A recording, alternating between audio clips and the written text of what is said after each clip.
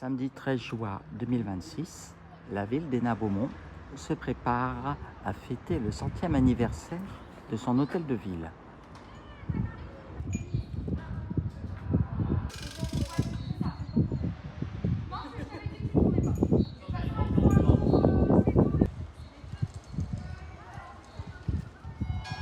Voilà, il est 16 heures. Doit commencer en principe les cérémonies pour fêter le centenaire de l'hôtel de ville avec en prime les anciennes bagnoles. J'aurais dû apporter la mienne, tiens.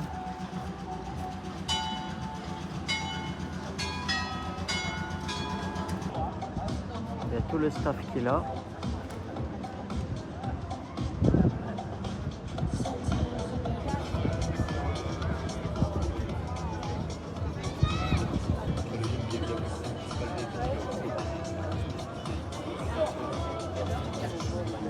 Pour cette invitation que malheureusement une récente blessure ne me permet pas d'honorer. Un petit mot toutefois.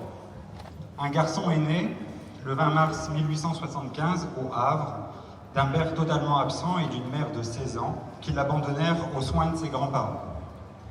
Son grand-père lui donna une éducation et l'inscrivit dans une école de dessin industriel. Malgré un départ difficile dans la vie, ce garçon fonda une famille, il combattit pendant la Première Guerre mondiale. Il obtint une citation de l'ordre de son régiment et reçut la médaille militaire.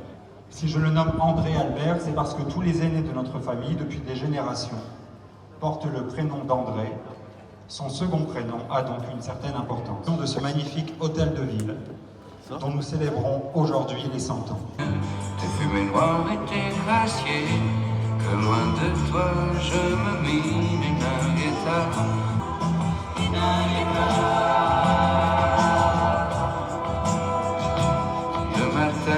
Je me rappelle, là-bas pour travailler, c'est la sirène qui appelle doucement les ouvriers. Je prenais ma bicyclette.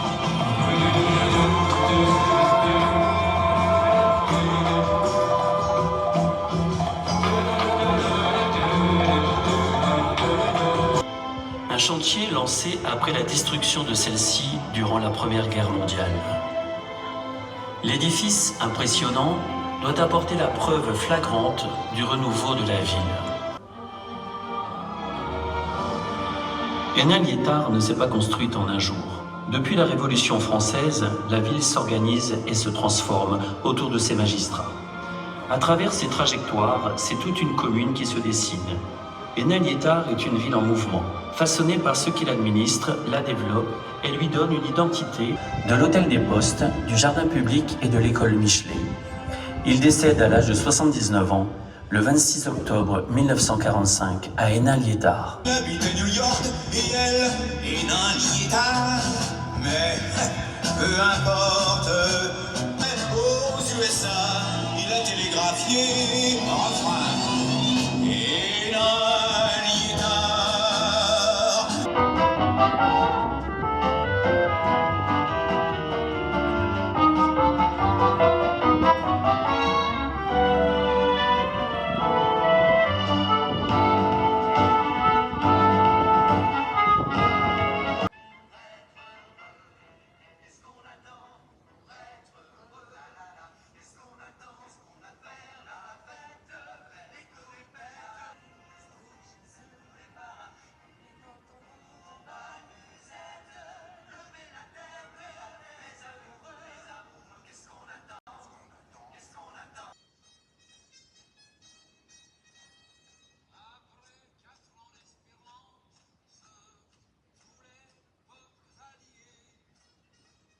Avec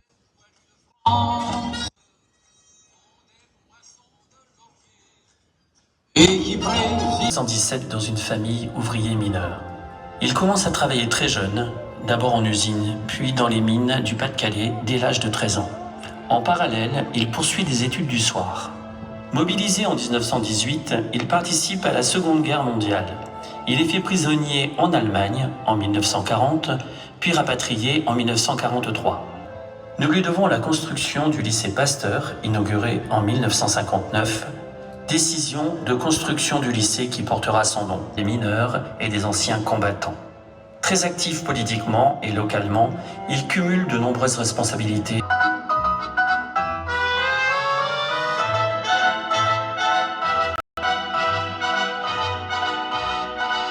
Foule vient le jeter entre mes bras,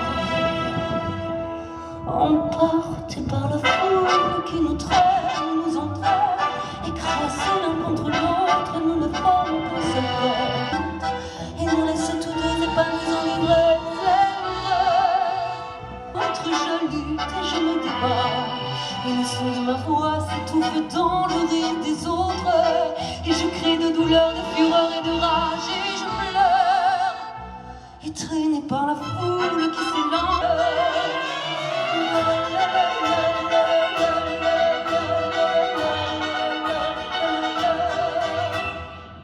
But you can do anything but lay off my blue suede shoe.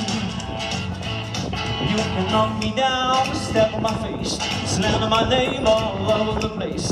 Do anything what you wanna do, honey, honey, honey, oh, cat go, but don't you step on my blue suede shoe. But you can do anything but lay off my blue suede shoe.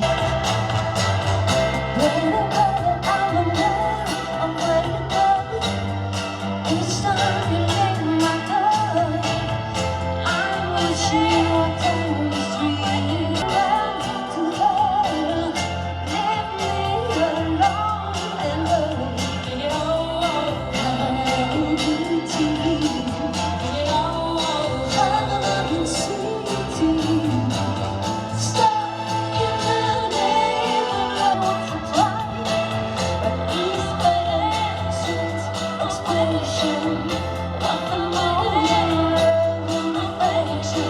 est un homme politique et un résistant français. Dès 1940, il s'engage dans la résistance et participe activement à plusieurs réseaux.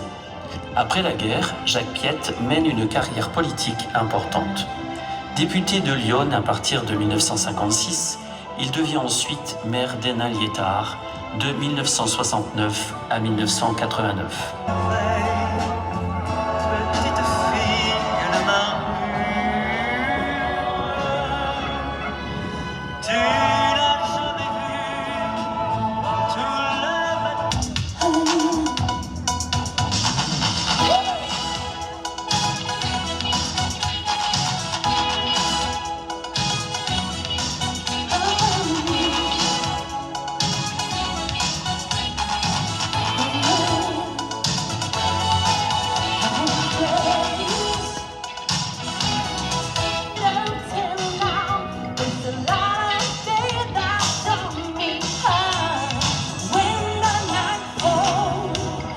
Célébrer l'union de Monsieur Liétard et Madame Beaumont.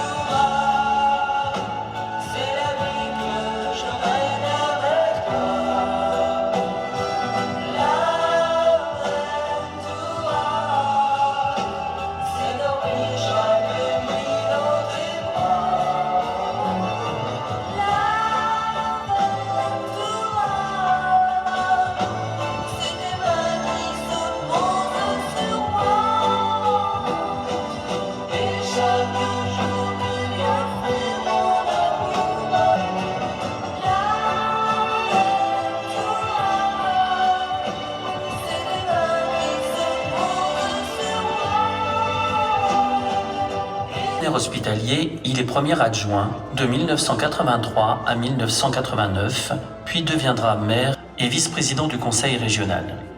Son engagement politique dans ces différents postes lui apportera beaucoup pour le développement de la ville, notamment la création de l'espace Lumière, inauguré en décembre 1991, du cinéma mythique d'Hénin-Beaumont. Il y installe également l'école d'art plastique et une galerie d'exposition renommée. Tourner le temps à l'orage, revenir à l'état sauvage, forcer les portes des barrages en nos verres. Monter le son des guitares et le bruit des motos qui démarrent. Allumer le feu.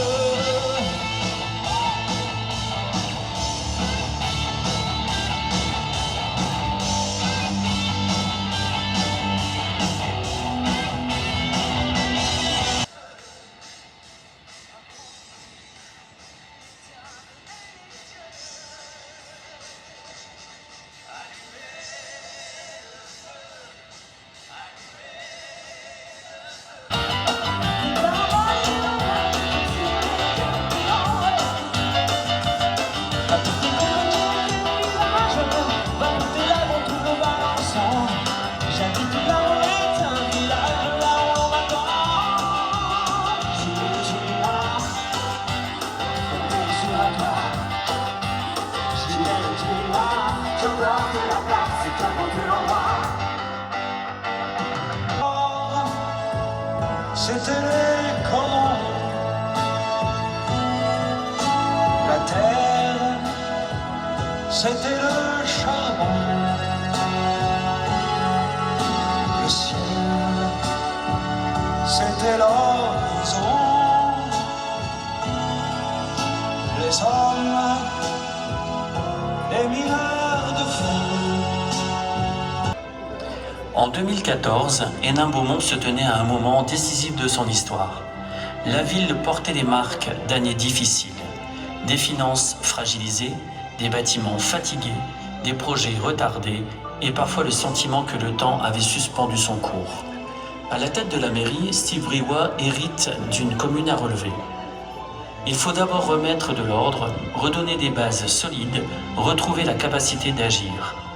Ce travail patient, exigeant, parfois invisible, ouvre peu à peu une nouvelle page.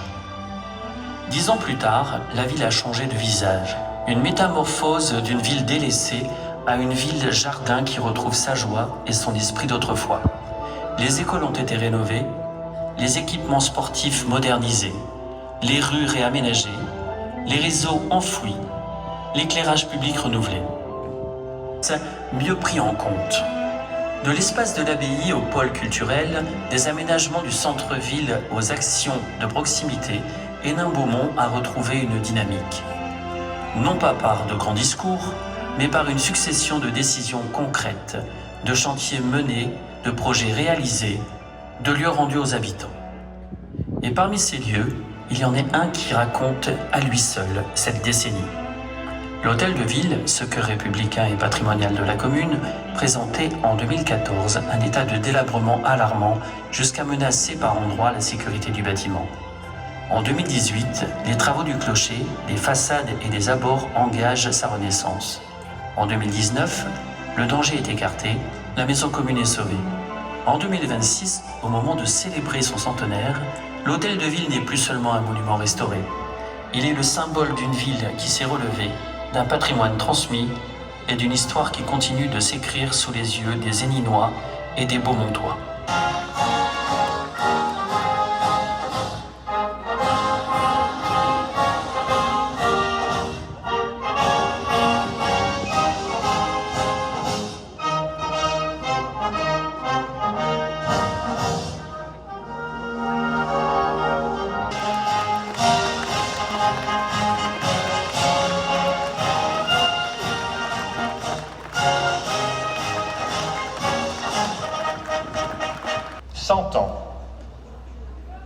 En effet, 100 ans nous séparent de ce 13 juin 1926 où toute une ville, toute une communauté retrouvait son hôtel de ville parti en fumée à l'occasion de la Grande Guerre.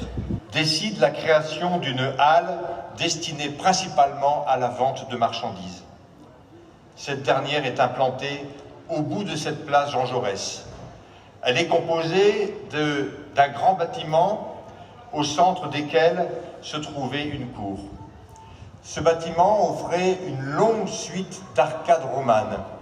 La façade, la principale façade, plus élevée que le reste, se divisait en plusieurs grandes salles consacrées aux grands événements qui ponctuaient la vie de la cité. Et sur des plans bien différents, et d'après les règles alors en vogue de l'architecture classique.